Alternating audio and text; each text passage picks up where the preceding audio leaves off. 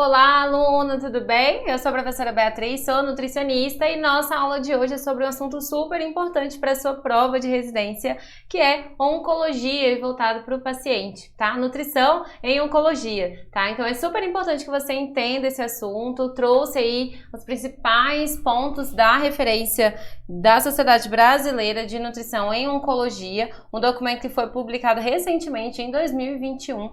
Então trouxe um compilado das referências que a gente tem já conhecidas sobre nutrição e oncologia. Então, pincelei aqui os principais assuntos relacionados ao cuidado com o paciente oncológico, claro, direcionando aí para o que cai na sua prova. Quando a gente vai estudar nutrição e oncologia, a gente tem um universo de assuntos, mas aqui, nesse momento, nessa aula, o objetivo do nosso curso, das nossas aulas, é direcionar você aos seus estudos, para que você seja mais assertivo em relação à resolução das questões que vão cair na sua prova. Então, eu elenquei aí os principais temas desse assunto para que a gente consiga resolver. Antes a gente dar início aí a essa aula, algumas informações sobre a referência. Essa referência, como eu falei, é uma referência super atualizada de 2021.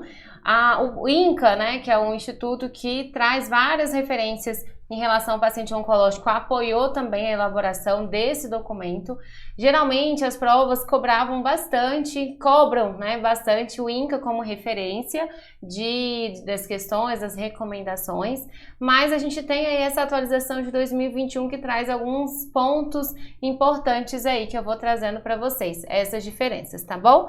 Bom, qualquer paciente, qualquer doente, quando a gente vai acompanhá-los, a primeira etapa é a avaliação nutricional. Então, antes de fazer qualquer intervenção nutricional, eu preciso conhecer o meu paciente, eu preciso entender qual é o estado nutricional e que condição esse paciente se encontra para então fazer um planejamento nutricional, estabelecer meta calórica, enfim. Então, é super importante essa primeira etapa e isso também é cobrado nas provas de concurso e residência principalmente. Então, no atendimento nutricional para o paciente com câncer, o primeiro ponto é fazer a triagem desses indivíduos com câncer antes do tratamento para determinar o seu risco nutricional. E avaliando o seu estado nutricional, investigando também a anorexia, composição corporal, biomarcadores inflamatórios e gasto energético e capacidade funcional. Com essas informações a gente consegue aí ter uma assertividade melhor com o nosso paciente. E por fim, então, utilizar aí de intervenções nutricionais multimodais com planos individualizados. Então, dentro desse documento, traz aí esse caminho que a gente deve percorrer com o paciente oncológico. Essa triagem nutricional é super importante. E o próprio câncer, né, a própria doença, ela interfere muito o estado nutricional do nosso paciente. Então, são pacientes que o próprio tratamento, né, a manejo ali que é feito clínico com esse paciente, farmacológico, enfim, em alguns casos é necessário fazer cirurgia. Então, essa própria intervenção do paciente oncológico interfere diretamente no estado nutricional. Pelo aumento da demanda, das necessidades calóricas desse paciente, pela alta demanda energética que essa doença traz ao paciente. Além disso, né, o tipo de tratamento interfere devido aos sintomas que geralmente acontecem. Esses sintomas a gente vai ver mais à frente, mas são sintomas que interferem na ingestão alimentar do paciente, como xerostomia, digeusia, odinofagia, que são sintomas comuns encontrados nos pacientes oncológicos e que está muito relacionado à adequação, aí, à aceitação desse paciente em relação à dieta via oral. E aí a gente tem um paciente que precisa de uma demanda energética maior, em contrapartida ele não consegue se alimentar por vários sintomas, vários critérios. E aí a nossa atuação é super importante que a gente consiga identificar esses fatores aí para uma intervenção mais assertiva. O que esse documento traz como padrão ouro de avaliação nutricional para o paciente oncológico? Então, dentro desse documento, vocês podem perceber aqui que tem clínico e cirúrgico, e pacientes com clínicos cirúrgicos e pacientes aí que fez transplantes de células tronco, tá? Então a gente tem aí três cenários na verdade, né? Clínico, cirúrgico e um paciente que fez aí um transplante. Dentro das recomendações desse documento, ele traz aí essa separação de acordo com a condição do paciente. O que tiver de diferente, eu vou elencando aqui para vocês os principais pontos, tá? Mas na grande maioria do documento, as resoluções aí são bem similares dentro de cada contexto. Bom, o que traz de avaliação nutricional para esse paciente? A NRS 2002, a SG-PPP e a versão reduzida da SG.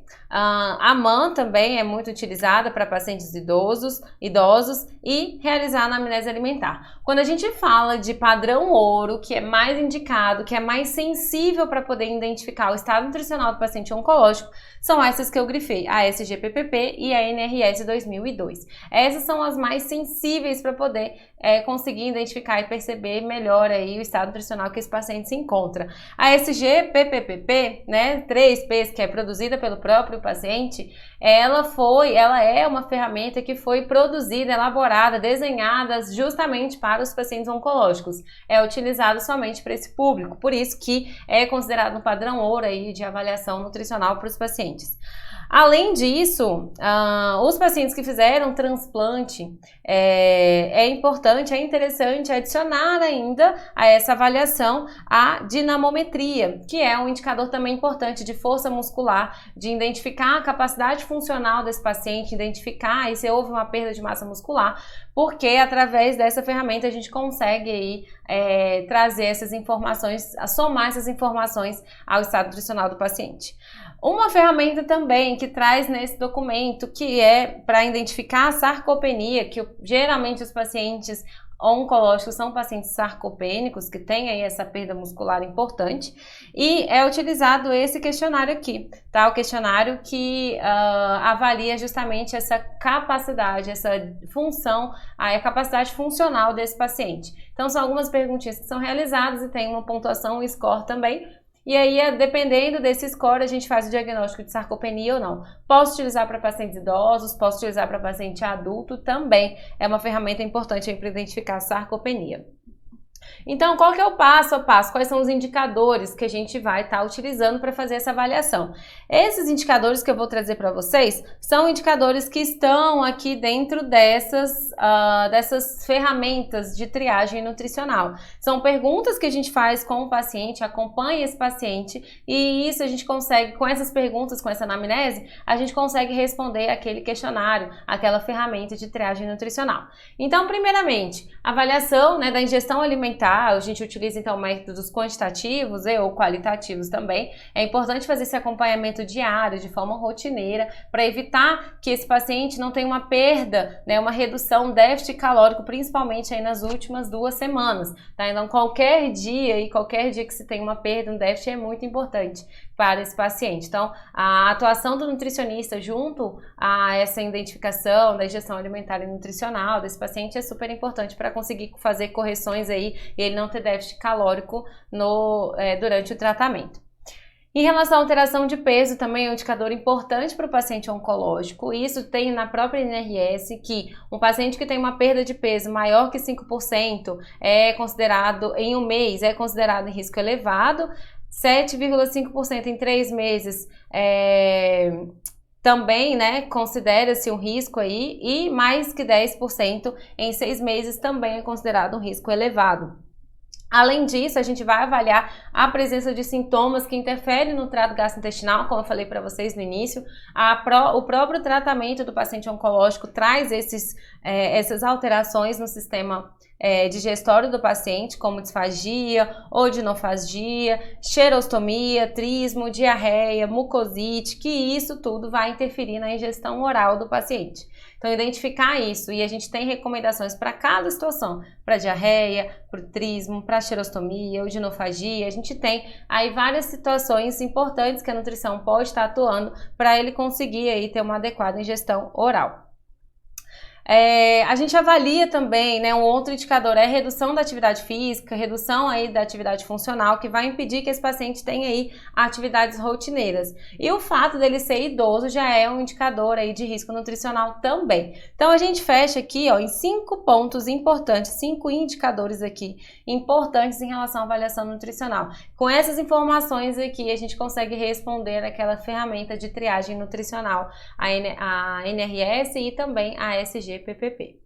Por um paciente idoso, além daqueles, todos esses indicadores que a gente relatou, que a gente mencionou aqui, é importante que se faça também alguns exames laboratoriais para poder identificar uma inflamação e conseguir somar ao indicador aí, ao estado nutricional do paciente.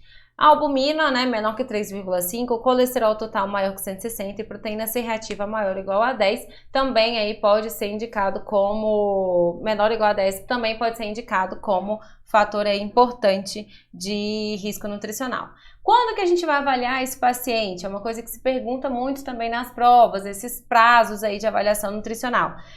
Quando a gente fala de um paciente internado, a gente tem aí de 24 a 48 horas do momento da admissão desse paciente para realizar essa avaliação. É importante que a gente faça essa triagem nesse período, porque um dia de internação, às vezes pode mudar todo o contexto clínico do paciente. Então, a gente acaba perdendo aí, às vezes, algumas informações. Então, quanto mais precoce a gente conseguir fazer essa avaliação e, sim, traçar uma estratégia nutricional, melhor. Então, a gente tem aí um prazo de até 48 horas, já vi prova falando que era até 24, tá? Então, fiquem atentos aí, até 48 horas a gente pode estar fazendo uma intervenção, a avaliação para, então, a intervenção. Quando a gente fala de atendimento ambulatorial, a avaliação vai ser feita ali no momento da consulta na anamnese desse paciente. E a gente vai reavaliar esse paciente em 30 dias, em caso de não ter risco nutricional, e 15 dias no caso de um paciente em risco nutricional ou desnutrido também, tá? No caso de um paciente internado, essa reavaliação é feita semanalmente, a cada 7 dias é indicado aí fazer a reavaliação. Nesse período, pessoal, essa reavaliação é importante porque em uma semana o paciente pode mudar totalmente seu perfil nutricional. Ele pode ter chegado a uma condição e em uma semana depois ele pode estar em outra totalmente diferente. Então é importante que a gente faça esse acompanhamento semanal do paciente, faça avaliação, todas essas avaliações que a gente relatou em relação à capacidade funcional, em relação à ingestão alimentar. Em uma semana ele perde peso, em uma semana ele pode ter piores sintomas do trato gastrointestinal. Então a gente tem aí, são indicadores que são muito sensíveis e que eles mudam muito ao longo da semana. Então, é importante que a gente faça essa triagem e essa retriagem, essa reavaliação de forma periódica e constante. Em relação às necessidades nutricionais do paciente oncológico, como várias outras recomendações e várias outras situações clínicas, a calorimetria indireta é considerada sempre um padrão ouro para identificar aí as necessidades nutricionais desse paciente em repouso. Porém, devido ao seu alto custo, ela é muito pouco utilizada na prática clínica. O que, de fato, a gente utiliza aí, o que é mais palpável, o que é mais fácil da gente estar utilizando e aplicando na prática clínica são as regras, as fórmulas, né, as regras de bolso. É o que a gente mais utiliza e que chega mais próximo ao que traz a calorimetria indireta.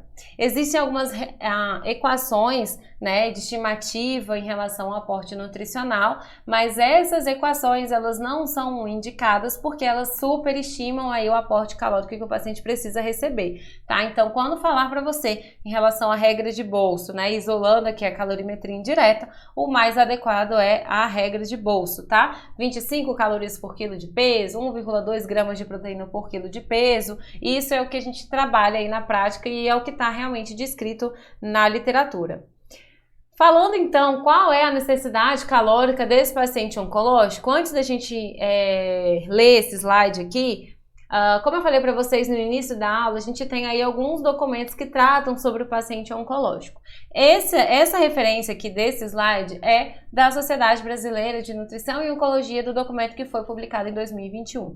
Mas nós temos também recomendações da Braskem e recomendações aí do INCA de 2016, que traz algumas diferenças aí em relação a caloria e proteína, e eu trouxe isso no slide para vocês estudarem, né, conseguirem ter uma noção e uma visão mais ampliada dessas recomendações.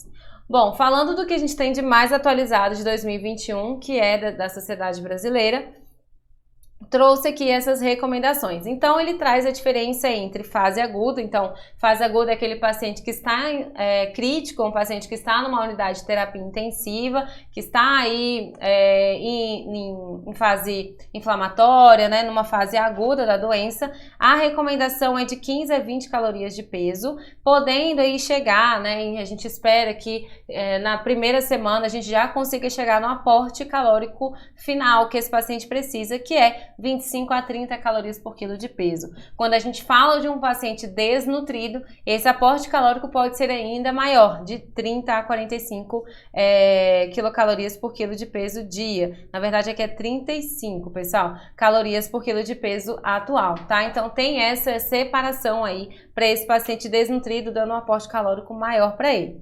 Em relação a pacientes obesos, aí a gente tem também uma diferenciação, da mesma forma que desnutrido, a gente tem aí uma outra recomendação para o paciente obeso, que é de 11 a 14 calorias por quilo de peso atual ou 22 a 25 calorias por peso ideal. Cuidado com isso daqui, tá? Então, tentem memorizar essa diferença da recomendação por peso atual e da recomendação por peso ideal, tá? Porque já vi também provas trocando esse aporte calórico aqui, falando que a gente vai utilizar de 11 a 14 calorias por peso ideal e de 22 a 25 por peso atual. Então, cuidado com isso. Tá? Então, paciente obeso, a gente tem aí essa diferenciação. Às vezes na prova eles colocam bem discreto aí, para você não prestar atenção aqui nessa partezinha, qual que é a referência do quilo que está utilizando para cálculo, tá? Mas fiquem atentos aí em relação a essa observação.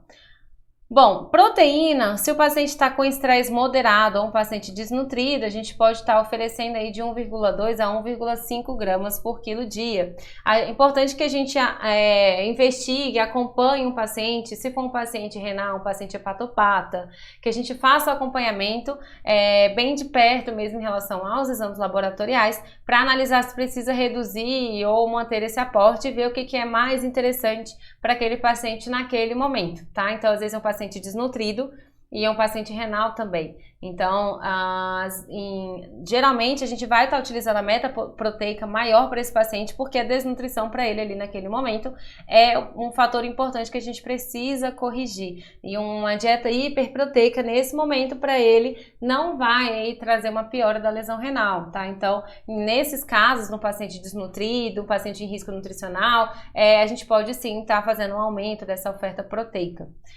Bom, o paciente que está com estresse elevado, a gente pode aumentar ainda mais para 1,5 a 2 gramas por quilo de peso. E um paciente que está na fase crítica da doença, a gente pode chegar ainda a 2,5, tá? Um paciente mais grave, a gente pode estar aumentando aí esse aporte a 2,5 gramas por quilo de peso dia.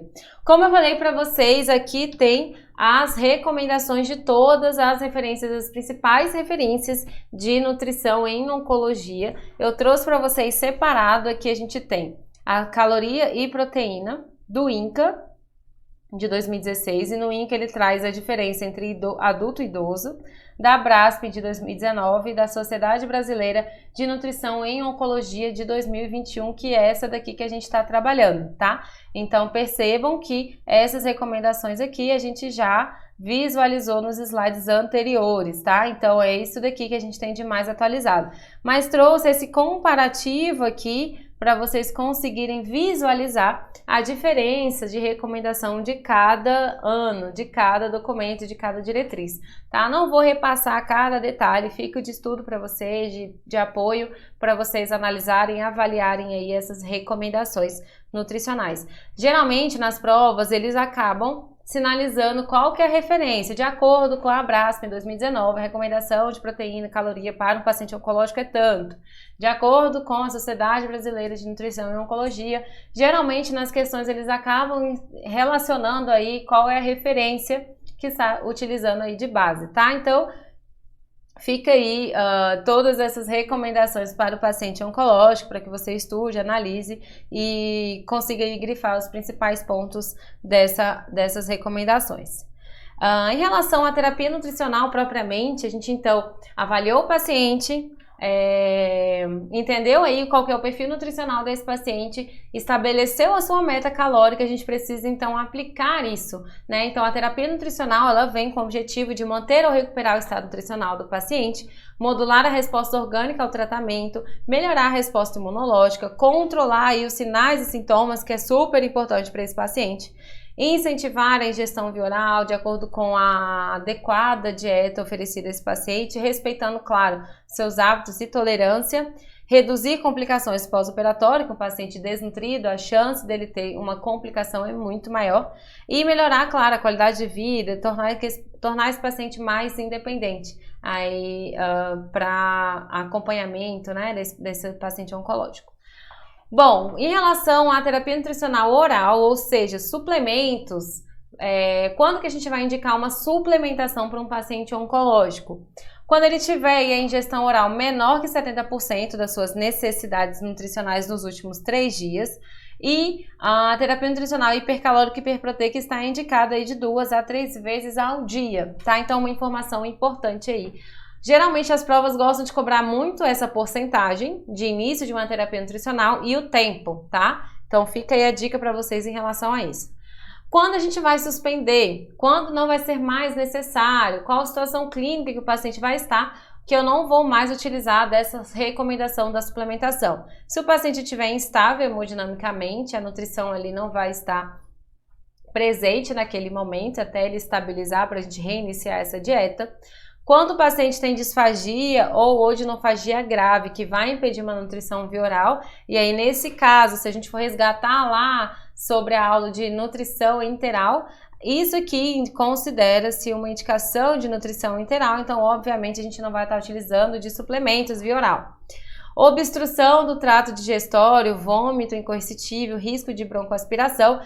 Percebam que são situações que contraindicam uma dieta via oral, uma nutrição até enteral, dependendo da situação. Um paciente, claro, que está com recusa ou intolerância do suplemento, isso acontece bastante, os pacientes eles já são acostumados a tomar suplemento em longa data, então chega um momento que eles saturam mesmo do uso desse suplemento, recusam, e a gente tenta de outras estratégias para ofertar esse suplemento, misturando com outras composições para poder auxiliar a aceitação, mas às vezes em alguns casos o paciente se recusa, não toma suplemento, mesmo misturando em alguns alimentos não dá certo, ele realmente recusa e a gente não consegue estar atuando aí nesse sentido. E claro, né, quando a ingestão via oral atender às suas necessidades, a gente também não precisa estar utilizando dessa suplementação. Quando a gente fala de nutrição enteral, percebo que a porcentagem é diferente, então não confunda. A gente vai iniciar uma terapia nutricional oral com uma ingestão via oral menor que 70% e no caso da enteral menor que 60% das suas necessidades, também nos últimos 3 dias. A gente pode estar utilizando aí fórmulas hipercalóricas e hiperproteicas, está indicado até que se restabeleça aí a sua condição, seu aporte nutricional via oral. Quando a gente suspende, é a mesma ideia, o paciente que está com uma instabilidade, o paciente que tem uma intercorrência do trato gastrointestinal, ou um paciente que está aí já em dieta via oral com boa aceitação, aceitando mais que 60%, a gente também vai suspender essa nutrição enteral. No caso de uma nutrição parenteral para o paciente oncológico, a gente pode estar utilizando a nutrição exclusiva, nutrição parenteral exclusiva, que é a mesma indicação de uma nutrição parenteral para outros pacientes na impossibilidade do uso do trato gastrointestinal. E a gente pode também utilizar a parenteral de forma suplementar, associada à nutrição enteral. Então, a gente não consegue, aí, às vezes, atingir o aporte calórico que esse paciente precisa num período de 3 ou 4 dias. Não tem perspectiva que consiga progredir esse volume. Às vezes, é um paciente que está com uma distensão, não tem tolerância aí a maiores volumes, a suplementação aí que a gente consegue modular a dieta enteral, e aí a gente não consegue atingir o aporte calórico desse paciente pela enteral, a gente pode estar utilizando a nutrição parenteral de forma suplementar. E a gente suspende também nos casos de instabilidade hemodinâmica, quando a via oral ou a nutrição enteral estiverem suprindo pelo menos 70%, né, no caso de uma suplementação, ou 60% no caso da enteral, das suas necessidades, respectivamente. Algumas informações adicionais que as provas adoram cobrar esses assuntos, eu quis trazer também nessa aula para vocês aí serem munidos de vários assuntos relacionados ao paciente oncológico. Então, dietas imunomoduladoras. Em que situação para o paciente oncológico que a gente vai estar utilizando dietas imunomoduladoras? Então, Então, grifem aí que a gente vai utilizar em pacientes submetidos a cirurgias, para aqueles em risco nutricional ou pacientes desnutridos, tá? O que quer dizer uma dieta imunomoduladora? É aquela composta aí adicionada de arginina, nucleotídeos e ômega 3, que vai estar, como o próprio nome diz, modulando aí a resposta imunológica desse paciente que vai estar passando por um trauma, uma cirurgia de grande porte e precisa aí de uma recuperação nutricional para esse tratamento. A gente vai iniciar geralmente de 5 a 7 dias antes da cirurgia e mantém também no pós-operatório até o 7º dia. E existe contraindicação? Sim, se o paciente se for um paciente crítico, um paciente grave, um paciente instável, a gente vai contraindicar. Também é descrito na literatura que a gente pode estar associando essa dieta imunomoduladora a uma fórmula hiperproteica. A gente tem aí melhores ganhos a esse paciente. Então lembre-se, dieta imunomoduladora, fórmulas imunomoduladoras, e aqui eu estou falando não só de suplemento via oral, a gente também tem fórmulas enterais para conseguir atender esses mesmos critérios. Às vezes é um paciente que está em GTT, né, está em gastrostomia, exclusiva, não faz nutrição via oral, né, por algum motivo. O paciente que tem aí uma demência grave, alguma disfagia grave, e aí utiliza a gastrostomia, vai fazer uma cirurgia, a gente consegue, pela enteral, também aí utilizar de fórmulas imunomoduladoras, não é somente via oral. Então, utilizar fórmulas imunomoduladoras, paciente cirúrgico, está em risco nutricional, paciente desnutrido e, além disso, o que você precisa saber, o tempo de 5 a 7 dias antes e até 7 dias também após a cirurgia é o recomendado. Quando não utilizar, paciente crítico. É isso que você precisa saber sobre dieta imunomoduladora para o paciente oncológico. Em relação ao paciente crítico e também, né, que possui aí essa doença de base, a oncologia, o câncer, são as mesmas recomendações que a gente já viu sobre paciente crítico. Quais são os critérios de indicação e qual é a via que a gente vai estar utilizando? Quando o trato gastrointestinal estiver funcionando ou parcialmente funcionante, não atingir 60% das suas necessidades, a gente já viu isso. Posição da sonda gástrica, a gente não tem indicação de fazer uma sonda entérica, a primeira via sempre vai ser gástrica e também sempre vai ser polimérica, a gente não precisa utilizar fórmulas oligoméricas de primeira instância, de primeira opção, vai ser utilizado somente em caso de diarreia ou má absorção. No caso de um paciente crítico, como a gente já viu, a imunonutrição ela não é indicada, fibras a gente vai utilizar de 10 a 20 gramas por dia. E quando devem ser atingidas as metas calóricas nos primeiros 3 dias aí do início da terapia nutricional interal. Então perceba que são as mesmas recomendações de um paciente crítico, não muda pelo fato dele ser oncológico. Quando suspender, quando tiver aí instabilidade hemodinâmica, né, e outros critérios que a gente já estudou sobre nutrição interal, que suspende e que contraindica essa situação. Assunto também super importante e muito cobrado em prova, de modo geral. Sempre tem uma questão sobre quais são as recomendações nutricionais para manejo dos sinais e sintomas do paciente oncológico. Recomendo a você que dê uma olhada nesse documento, tanto da Sociedade Brasileira de Nutrição e Oncologia, como do INCA também, ambas têm essas tabelas. Lá no final desse documento tem a tabelinha de várias condições e várias terapias que a gente pode estar utilizando para esse paciente. Recomendo, eu não trouxe todas as situações para não ficar muito extensa a nossa aula, trouxe os principais e o que eu vejo geralmente caindo em prova, mas eu acho importante que você dê uma olhada, dê uma lida ali nas outras situações também que são abordadas pelos documentos para você conseguir aí ter uma noção dessas situações. Bom, vamos olhar aqui para o slide. Xerostomia, boca seca, tá? Então, o que você pode pensar aí? São várias recomendações, eu trouxe algumas delas. Então, pessoal, pensa você, se você tá numa condição que tá com a boca seca, o que vai ajudar você a conseguir se alimentar melhor? Então, tenta se colocar na situação que eu acho que fica mais fácil de você assimilar e conseguir aí, na hora de responder a questão, você conseguir associar essas condições, essa condição clínica, esse sinal e sintoma e a dietoterapia, se faz sentido, se vai ajudar o paciente ali a conseguir se alimentar. Então, quando você consegue fazer esse link, fica muito mais fácil de você resolver uma questão.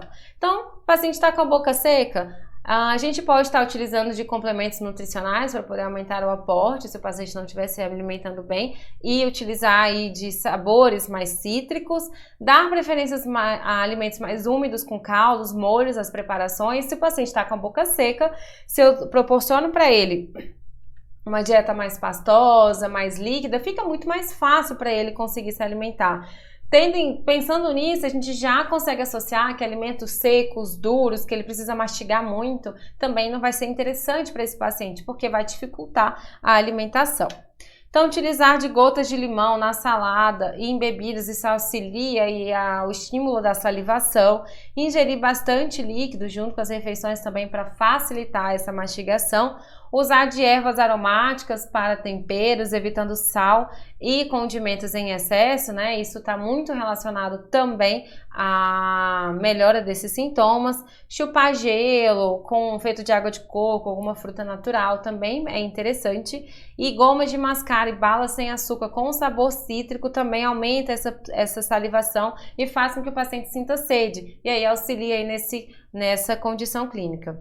No caso de mucosite, é a mesma coisa. Pensa se você tivesse com várias feridas na boca, com várias aftas na boca. O que seria mais fácil você comer? O que você não conseguiria comer? O que iria irritar mais?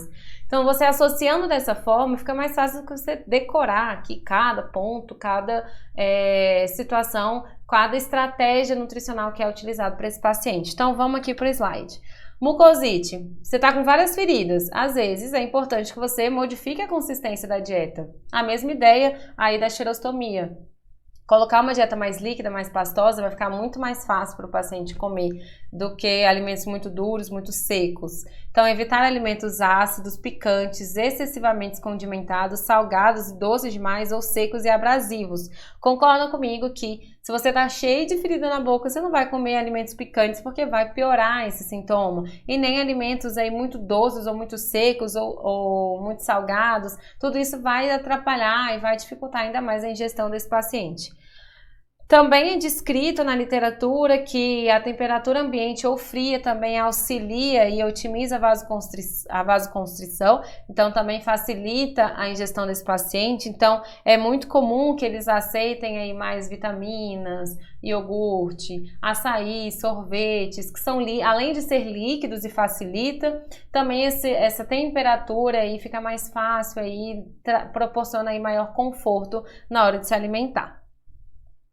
Bom, diminuir sal das preparações a gente já viu, evitar crus também, né? Alimentos secos, crus também dificulta para esse paciente, manter a ingestão hídrica adequada, evitando alimentos ricos em açúcar, e intensificar a higiene oral de acordo com a condição clínica desse paciente, favorecer e estimular a escovação dentária e fazer bochechos também para poder fazer a limpeza adequada aí dessas feridas para evitar uma infecção.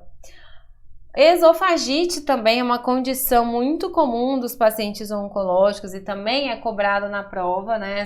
Eu trouxe para vocês os principais sinais e sintomas que são cobrados na prova.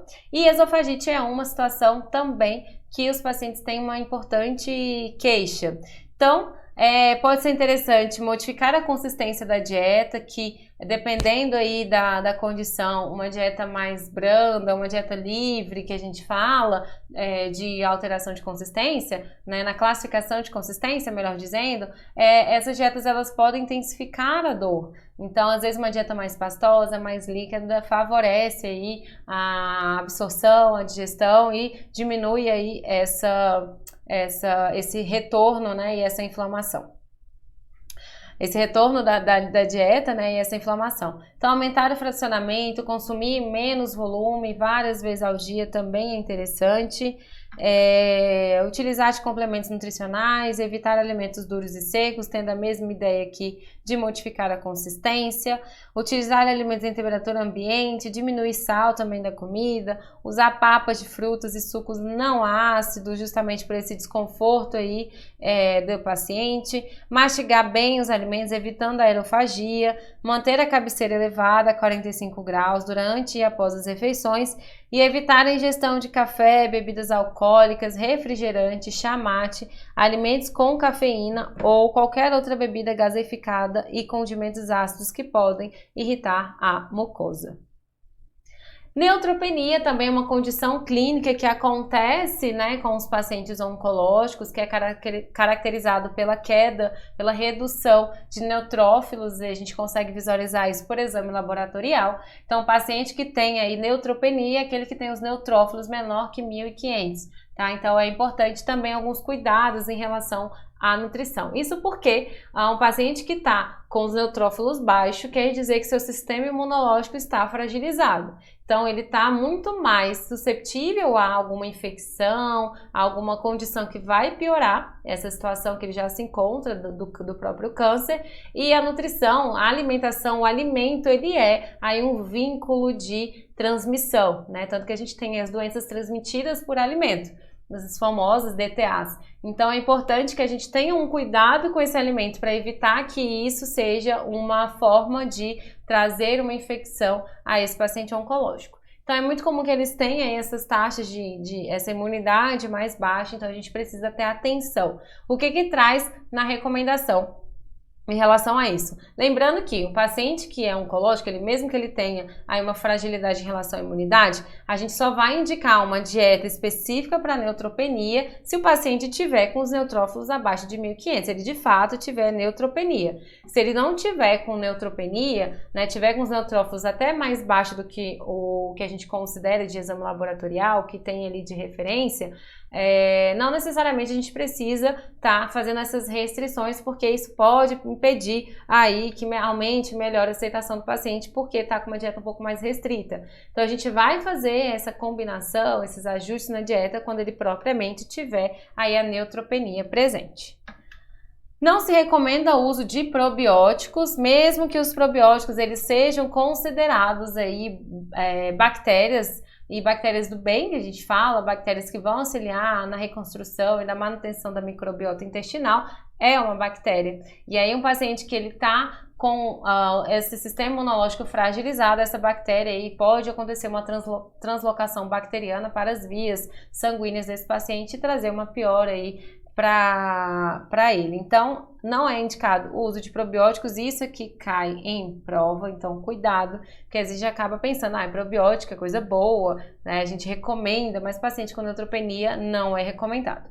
Utilizar antes do consumo todas as frutas e verduras com água, com água corrente, deixar por 20 minutos imersas em solução sanitizante ou hipoclorito de sódio. Então, fazer a higienização adequada aí desse alimento é importante, super importante para o paciente oncológico com neutropenia, para justamente evitar aí alguma bactéria, que ele consuma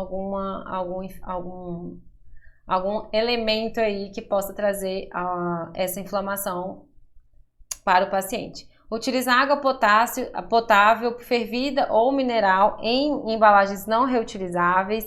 Ingerir condimentos e grãos somente cozidos, então esse paciente não utiliza nada cru, tá? Então as frutas são cozidas ou com casca, que não tem aí chance de contaminação, né? Tipo banana, por exemplo, que você vai tirar a casca e vai consumir, laranja também, que você vai retirar a casca e vai consumir, importante fazer a higienização, mas um morango que não tem casca, uma casca grossa ali, o ideal é que ele sempre consuma as frutas cozidas ou em preparações. Ingerir leite sempre esterilizado ou pasteurizado, nunca o leite cru, sem passar por esse processo industrial. Carnes e ovos também somente bem cozidos, a gente não vai trabalhar aí com mal passado, nada nesse sentido. Oleaginosas também não é indicado, porque a gente não cozinha, não passa por um processo de cocção, a gente come ela crua, não tem como fazer higienização adequada para evitar aí uma bactéria presente, um fungo, ou enfim, algum parasita aí. Utilizar preparações em outros estabelecimentos, a gente tem que ter um certo cuidado em comer fora de casa, porque a gente não sabe como é feita a produção daquele alimento, mesmo que a gente tenha regulamentações em relação a isso, é difícil a gente confiar 100% ali se todos os estabelecimentos fazem todos os cuidados, as recomendações que são estabelecidas em legislação. Se for comer, né, em local fora, é recomendado que não coma salada crua, que faça isso somente em casa, que você faz esse processo de higienização e evitar aí o consumo, e preferir alimentos cozidos, bem preparados e bem coccionados. Preferir alimentos industrializados, dar preferência por embalagens individuais para você fazer o consumo imediato, não abrir aquele pacote e guardar para comer mais tarde. Carnes processadas também é importante que se evite, sem garantia de procedência, como embutidos. Ingerir mel somente se for pasteurizado, e chimarrão também deve se evitar devido à inalação da erva mate seca, tá? Também pode ser uma fonte aí de contaminação. Uma outra questão que é relatada na literatura, muito associada a um paciente oncológico, é o consumo de carne vermelha. Até que ponto, qual é a quantidade, o que eu posso estar utilizando para esse paciente? Bom, a recomendação para o paciente oncológico, tendo visto que a carne vermelha ela é mais inflamatória, os indivíduos adultos que vão consumir de forma regular, a gente limita a 500 gramas por semana e evitar carnes processadas, os embutidos. Não tem recomendação estabelecida para as crianças e adolescentes, porém sugere-se um consumo de até 3 porções. Retirar sempre toda a gordura aparente e dar preferência a preparações contendo uma mínima quantidade de gordura. Bom, uma outra situação também que é colocada agora nesse documento da Sociedade Brasileira de Nutrição em Oncologia é justamente os cuidados paliativos, tá? Então é uma visão aí que a gente tem que ter com o paciente oncológico, aquele paciente paliativo é aquele paciente que não tem uma perspectiva de melhora, que o tratamento não vai proporcionar uma melhora para esse paciente. Isso não quer dizer que a gente está desistindo do paciente, isso quer dizer que a gente vai estar proporcionando melhor qualidade de vida. Muito se fala sobre conforto para esse paciente, então tudo é muito discutido aí em relação a quais condutas tomar, até que ponto a gente precisa fazer determinadas intervenções, se isso vai trazer uma qualidade de vida para esse paciente. Então a gente bate muito em cima disso no paciente paliativo, promover conforto e melhora de qualidade de vida, muito associado também a aliviar sinais e sintomas. Nesse caso, pessoal, a gente não fica tão focado em bater meta calórica, proteica, em o paciente comer toda a refeição, passar uma sonda, enfim. A gente está muito ligado a justamente proporcionar o melhor conforto para esse paciente, ter medidas menos invasivas para ele. A gente tem que sempre levar em consideração aspectos bioéticos relacionados à autonomia, que vai proporcionar, pesar se aquela dieta vai proporcionar um benefício aí para esse paciente ou não, tá? Então, geralmente a gente acaba abrindo, né, exceção, não é exceção, mas a gente acaba não trabalhando muito em características de dieta, em consistência de dieta. Claro que tudo isso tem que ter uma segurança alimentar, uma segurança para que o paciente não tenha alguma piora, né? Tudo tem que estar dentro da segurança do paciente, mas a gente deve estar muito voltada a proporcionar justamente esse conforto, essa memória afetiva que o paciente tem com algum determinado alimento. Então a gente tenta aí ajustar. Em relação à avaliação nutricional, a gente vai fazer a avaliação nutricional de forma igualitária para os pacientes. Dentro desse documento da Sociedade Brasileira de Nutrição e Oncologia, ele, além de falar sobre cuidados paliativos, isso não é muito cobrado em prova, por isso que eu não trouxe muito detalhado aqui essas informações. Mas é importante que você saiba que nesse documento eles separam o paciente paliativo em 3 fases: aquele que tem um prognóstico de vida maior que 90 dias e aquele que tem um prognóstico menor que 90 dias. E tem uma terceira classificação que o paciente está em fins de vida, está ali em últimos dias, a qualquer momento esse paciente pode vir a falecer. Então esse paciente que está em cuidados de fim de vida, a gente não vai fazer avaliação nutricional. Num paciente aí que está ainda com uma perspectiva de 90 dias, ou maior ou menor que 90 dias, a gente vai continuar fazendo avaliação, aqueles indicadores que a gente falou lá no início da aula. A recomendação aí gira em torno de 25 a 35 calorias e 1 a 1,5 gramas de proteína por quilo dia. Então é uma recomendação padrão de um paciente oncológico. A gente não foge muito em relação a essa recomendação. Bom, vamos resolver então algumas questões, tá? Algumas questões para a gente conseguir sintetizar e reforçar tudo isso que a gente está conversando aqui na aula. Então, vamos lá. Primeira questão, caiu aí na residência de São Paulo, um paciente de 74 anos de idade, acamado, foi admitido com um diagnóstico inicial de pneumonia, inapetência e disfagia, bem como com MC de 23,2 na avaliação após a admissão. Após evoluir com complicações respiratórias, recebeu o diagnóstico de câncer de colo com metástase nos pulmões.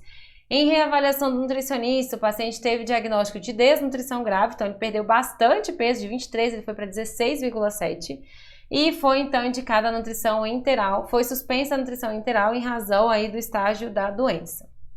O médico então prescreveu uma dieta parenteral, com administração agressiva de nutrientes, especialmente em pacientes em estado crítico. A síndrome da realimentação pode ser precipitada. Neste caso, o nutricionista deve monitorar as concentrações séricas de fósforo, potássio, magnésio, potássio, sódio, magnésio, potássio, cloro, sódio, glicose. Questão bem tranquila para a gente resolver. Trouxe essa questão para mostrar para vocês que a síndrome da realimentação ela é a mesma em qualquer condição, paciente oncológico, paciente crítico, paciente hepatopata, renal. Os exames laboratoriais que a gente vai estar acompanhando para evitar uma síndrome de realimentação são os mesmos, que é fósforo, potássio e magnésio, tá? Então, alternativa A. Um paciente de 65 anos em tratamento quimioterápico por causa de um câncer de pulmão foi internado no hospital com quadro de dispneia aos mínimos esforços. O paciente tem histórico de tabagismo pesado e reside em zona industrial. Apresenta peso de 1,60, altura de 1,70 com IMC de 20,6. Acerca desse assunto, vamos avaliar essa alternativa. A perda de peso corporal, vista como síndrome da caquexia do câncer, diferentemente da inanição, é irreversível e continua a piorar apesar do aumento da ingestão nutricional. Pessoal, essa questão está correta. Essa palavrinha irreversível pode gerar aí algum desconforto.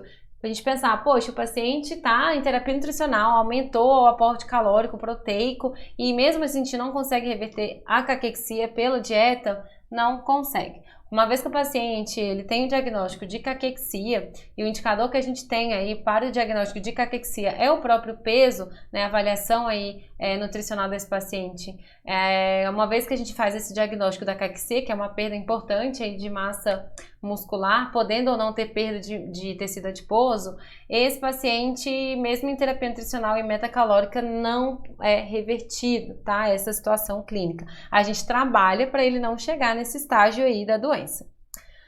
A recomendação de energia para pacientes com câncer de pulmão deve atender ou exceder o gasto energético em repouso. Neste caso, não se faz necessário atentar para a distribuição de macronutrientes. Errada a questão. Em todas as situações, a gente vai sim estar trabalhando com a distribuição de macronutrientes, nas porcentagens aí adequadas de lipídio, de carboidrato e de proteína. Então, a questão incorreta. O vício em tabaco e em outras substâncias que causam dependência física e química pode reduzir o apetite e, ao mesmo tempo, provocar compulsão por doces e açúcares, levando a um quadro de sobrepeso e obesidade, o que constitui o diagnóstico nutricional mais comum em um paciente oncológico. Errado! Um paciente que está com sobrepeso e obesidade é o estado nutricional mais comum visto no paciente oncológico? Não. O que é mais comum é a desnutrição. O paciente geralmente ou ele é desnutrido ou ele está em risco de desnutrição, tá? Então não tem aí esse perfil nutricional, a porcentagem é muito reduzida aí para esse público. Suplementos orais com maior proporção de lipídios em relação a carboidratos são mais indicados para esse paciente, devido ao seu quadro de dispneia. O quociente respiratório de carboidratos é maior do que o de lipídios, resultando em aumento do trabalho respiratório. A questão está correta, pessoal. Bom, quando a gente vai estudar sobre o metabolismo de carboidratos,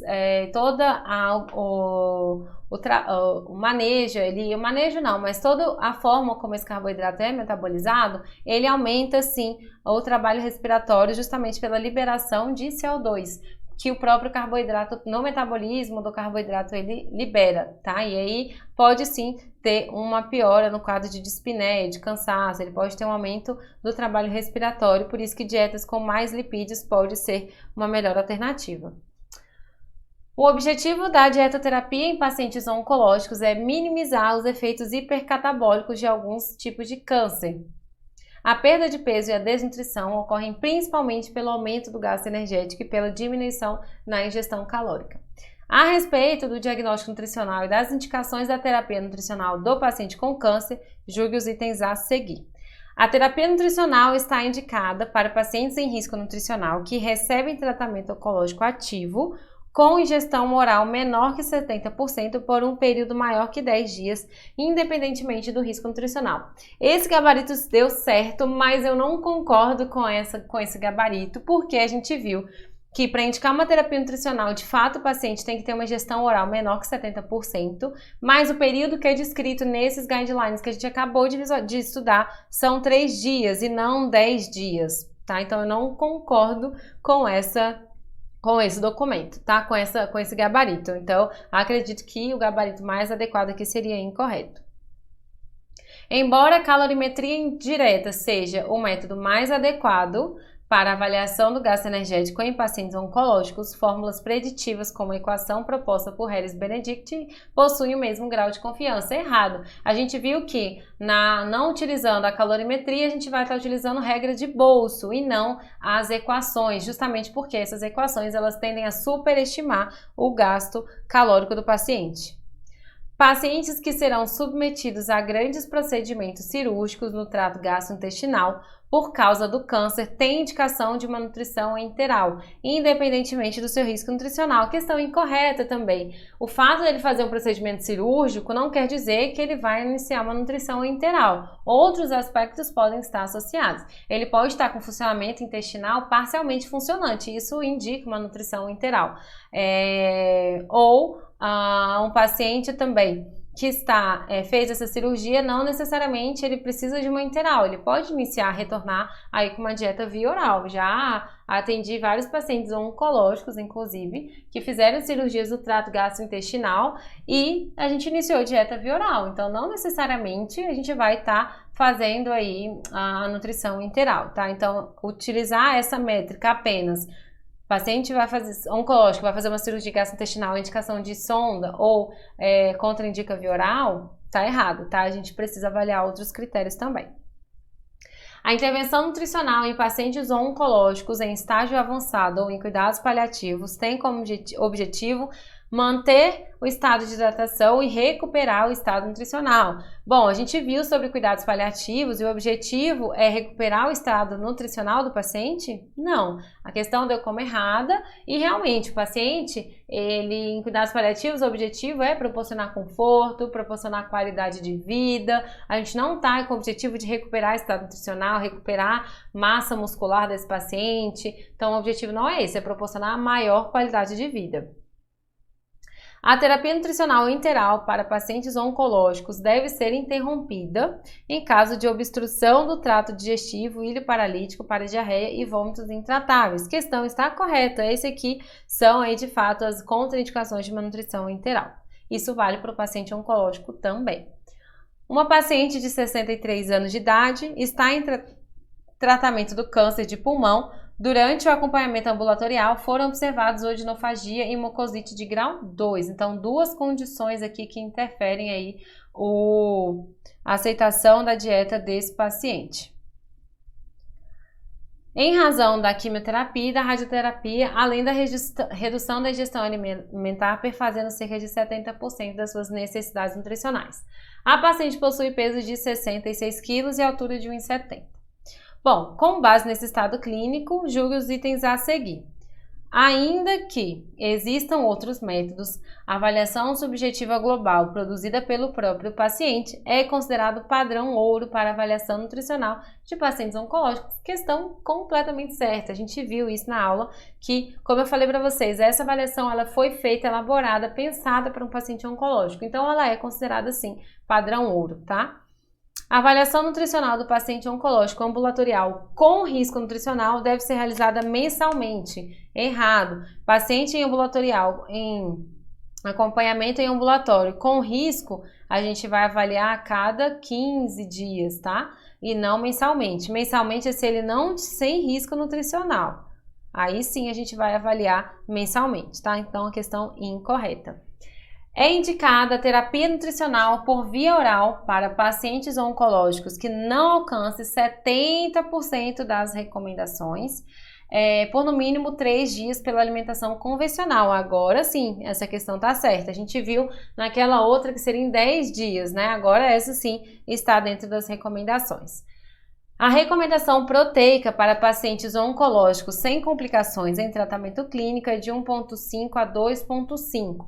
Essa banca, essa prova especificamente, cobrou aí, essa referência é do INCA, daquele documento de 2016, que traz essa estratificação de um paciente sem complicações, paciente aí em grau moderado, e aí nessa recomendação seria 1 a 1,2, não 2,5. Você conseguiria matar também, mesmo sem saber exatamente a referência, porque é um paciente sem complicação. Você não vai colocar um aporte aí maior, 2,5 gramas de proteína, se o paciente não tem nenhuma complicação, né? Um paciente grave, enfim, que tem uma necessidade, um paciente desnutrido, aqui não está relacionado nada disso. Então você já conseguiria matar, que é uma questão incorreta, tendo esse raciocínio. São necessárias modificações na dieta para mucosite, como ofertar na dieta oral por meio de suplementos, sucos ou fórmulas lácteas isentas de lactose, sacarose e glúten, evitar alimentos e bebidas com cafeína e utilizar dieta pobre em gorduras e fibras insolúveis. Pessoal, é aquilo que eu falei para vocês quando a gente vai ver sobre sinais e sintomas de dietoterapia para esse paciente oncológico. Pensa você. O paciente está com mucosite, está com ferida na boca. O fato de eu colocar para ele fórmulas lácteas isentas de lactose, sacarose e glúten vai ajudar em alguma coisa? Vai melhorar a aceitação desse paciente? Eu vou conseguir proporcionar melhor conforto para que ele consiga se alimentar? Não. Então isso aqui não é uma coisa que vai ajudar o paciente a se alimentar. Então a gente já consegue cortar essa questão, considerar ela incorreta, fazendo essas associações. Então não vai ser isso que vai ajudar o paciente a se alimentar melhor, né? Não evitar alimentos e bebidas com cafeína, utilizar dieta pobre em gorduras e fibras insolúveis também não são indicações aí que a gente viu na aula sobre mucosite. Então a alternativa está incorreta. Essas recomendações aqui é no caso de um paciente que está com enterite, tá? Então por isso que eu falei, é bom dar uma lidinha ali no material. Com relação à dieta para pacientes com sinais e sintomas relacionados ao tratamento oncológico, levando-se em consideração suas necessidades nutricionais, restrições dietéticas, tolerância, estado clínico e efeitos colaterais esperados, julgue os itens a seguir.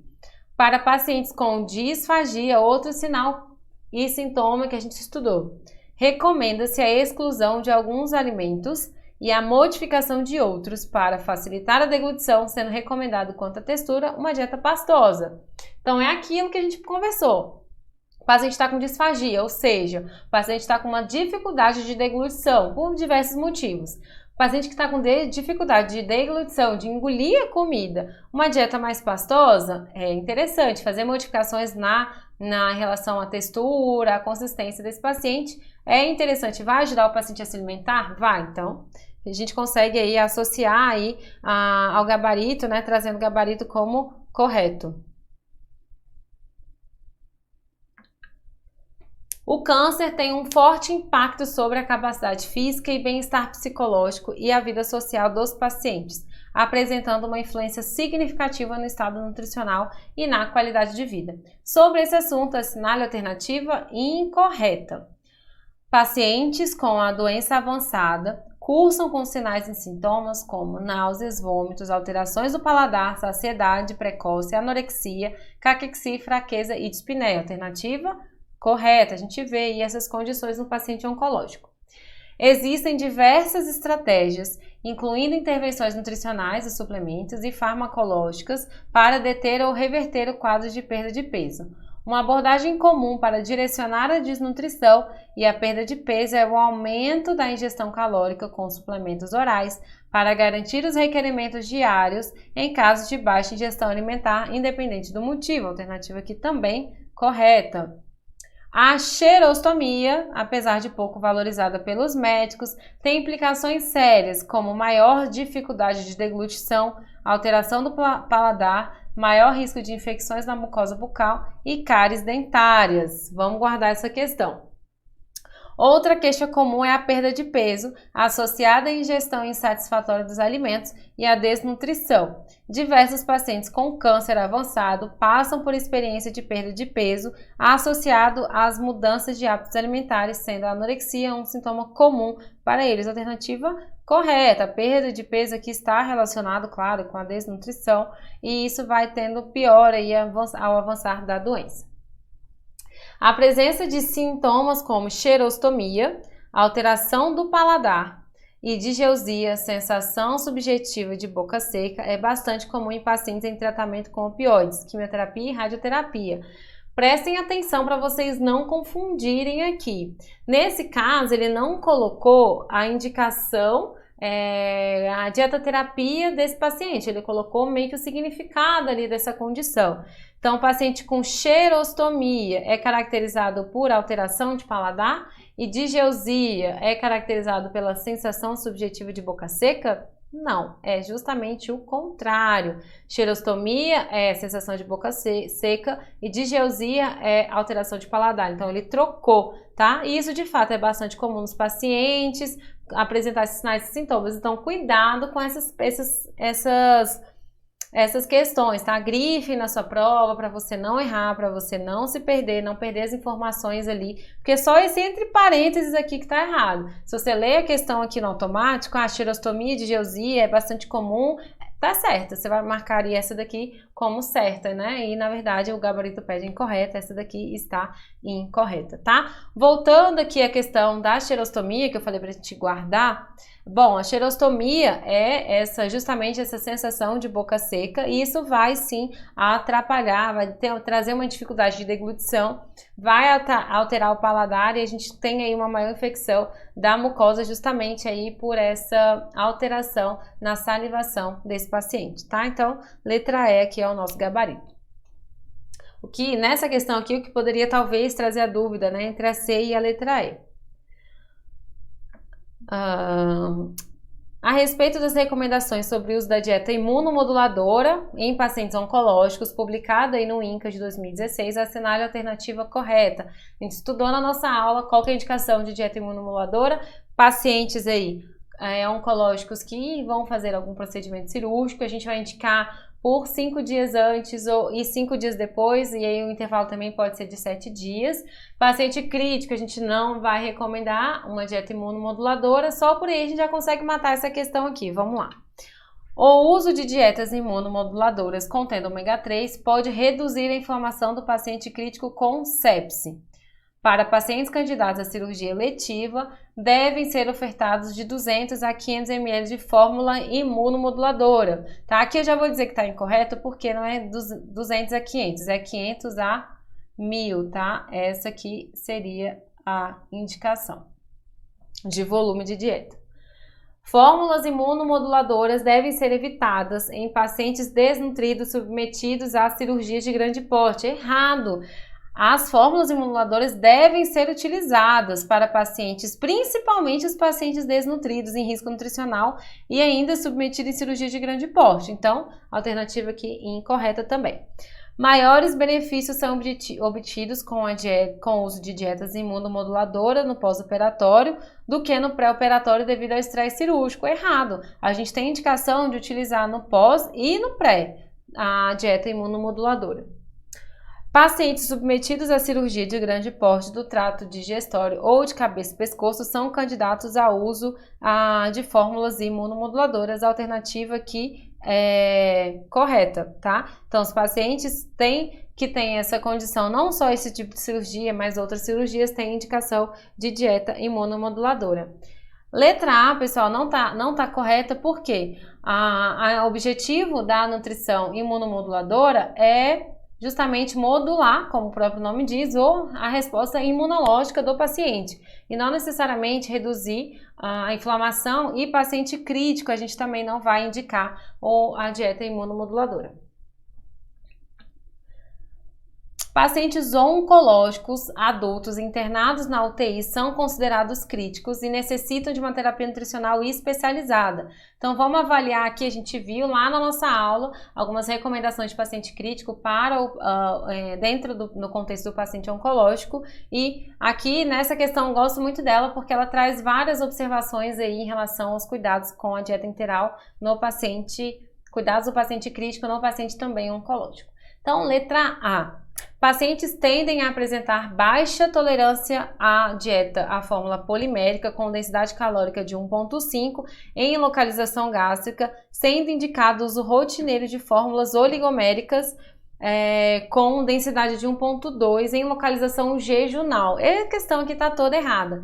A gente não vai utilizar de forma, primeira opção, a localização gástrica e nem a fórmula oligomérica. Sempre vai ser posição gástrica e fórmula polimérica. Se o paciente não tolerar, se tiver aí alguma intercorrência, aí sim a gente vai ajustando a fórmula, depois de repente ajusta a posição da sonda. Então, de início, de partida, a gente vai sempre indicar fórmulas poliméricas e posição gástrica aí dessa sonda. Dieta integral contendo até 20 gramas de fibra solúvel, como lignina e inulina, podem ser ofertadas para o paciente que apresenta diarreia. Na verdade, aqui é até 20 gramas, tá? Não 10 gramas. A recomendação é de 10 a 20. E lignina e inulina não, seria frutoligosacarídeo e inulina como fonte de fibras nesse contexto de um paciente com diarreia. A gente vai utilizar fibra aí para todos esses pacientes? Não, a gente vai utilizar justamente aí nesse contexto de diarreia. Essa parte aqui da questão estaria correta. Letra C. Quando observado condição de insuficiência intestinal, indica-se a oferta de dieta enteral na quantidade de 10 a 20 ml/hora para evitar a atrofia da mucosa intestinal, perda da barreira e aumento da permeabilidade. A alternativa aqui correta, esse aqui é o nosso gabarito. Pacientes submetidos à cirurgia digestiva podem evoluir com intolerância à dieta enteral, sendo candidatos ao uso da terapia nutricional parenteral exclusiva para evitar déficit calórico e proteico. Alternativa incorreta. A gente comentou sobre esse assunto, um paciente cirúrgico não necessariamente não vai iniciar uma dieta oral, ou em alguns casos a gente inicia enteral, mas a parenteral não vai ser aí uma forma de administração, uma forma de nutrição, de atingir o aporte calórico desse paciente, devido aí à intolerância à dieta enteral. Podem evoluir? Não necessariamente, tá? Então isso aqui ficou muito amplo, essa indicação. Letra E. É encorajado o uso rotineiro de fórmulas imunomoduladoras como estratégia para atenuar a resposta inflamatória aguda ocasionada pelo processo oncológico em pacientes cirúrgicos e não cirúrgicos. Errado, a gente vai indicar somente para pacientes cirúrgicos. Os não cirúrgicos não é indicado as fórmulas imunomoduladoras. Bom, em relação ainda sobre o paciente oncológico, trouxe essa questão para vocês porque a gente tem um documento, além daquele da Sociedade Brasileira de Oncologia, a gente tem esse documento que foi publicado também recentemente em 2020, que é Dieta, Nutrição, Atividade Física e Câncer, uma perspectiva global, um resumo do terceiro relatório de especialistas com a perspectiva brasileira publicado aí pelo INCA e traz algumas observações em relação à nutrição, à recomendação nutricional. Então trouxe algumas questões para a gente conseguir aí ver algumas recomendações desse documento especificamente. Recomenda-se o uso de pelo menos 400 gramas de frutas e vegetais não amiláceos por dia, então alternativa aqui correta. Para a prevenção de câncer, recomenda-se o uso de suplementos antioxidantes como vitamina E e selênio. Errado. A gente não vai fazer suplementação de forma profilática para esse paciente, com o intuito de prevenir aí a ocorrência do câncer. Então, a alternativa é incorreta. Trouxe para vocês aí as duas imagens aí que foram extraídas desse documento para mostrar essas recomendações. Então, lá na questão trouxe pelo menos 400 gramas de vegetais, não incluindo aí os amiláceos, e também não utilizar suplementos para prevenção do câncer. Então, aqui tem regras gerais em relação à alimentação saudável do paciente oncológico. Bom, essa questão aqui traz a ideia sobre o consumo de carne que a gente viu na aula. Então, qual é a recomendação aí para o paciente em consumo de carne vermelha segundo o INCA? Limitar a ingestão de carnes processadas a até 500 gramas por dia, evitar apenas carnes processadas, consumir carnes processadas magras, limitar a ingestão de 500 gramas por semana e não consumir carnes processadas e limitar a ingestão até 1 quilo por semana e evitar carnes processadas. Alternativa aqui, letra D, bem tranquilo, é por semana, tá? Aqui em cima, ó, colocou por dia, tá errado. É 500 gramas por semana e não consumir carnes processadas. Um paciente de 56 anos de idade é portador de câncer coloretal, realizou quimioterapia, está em pós-operatório de ressecção de tumor, apresenta disgeusia, anorexia, diarreia e vômito, teve perda de peso, então só por essas informações a gente já identifica, lembra dos indicadores de avaliação nutricional, a gente já consegue identificar esse paciente aqui em risco nutricional. Então o paciente aí tá com IMC de 18, né, com peso de 54 e altura de 1,74. Há evidência de que o uso da arginina e glutamina em pacientes cirúrgicos de câncer e trato gastrointestinal está associado à redução da inflamação e ao aumento da imunidade. A alternativa aqui está incorreta. Glutamina a gente não vai estar utilizando para um paciente oncológico, tá? Principalmente auxiliando aí, remetendo aí a apoio a esse nutriente, a redução da inflamação e aumento da imunidade, tá? Então a arginina aqui também, se tiver só arginina aqui na questão, a gente consideraria correta. Pelos parâmetros antropométricos de perda de peso e sintomatologia, é correto afirmar que o paciente apresenta caquexia. Lembra que eu falei para vocês que um indicador que a gente vai estar utilizando para avaliar a caquexia e fazer esse diagnóstico é justamente o peso do paciente. Então, alternativa aqui correta.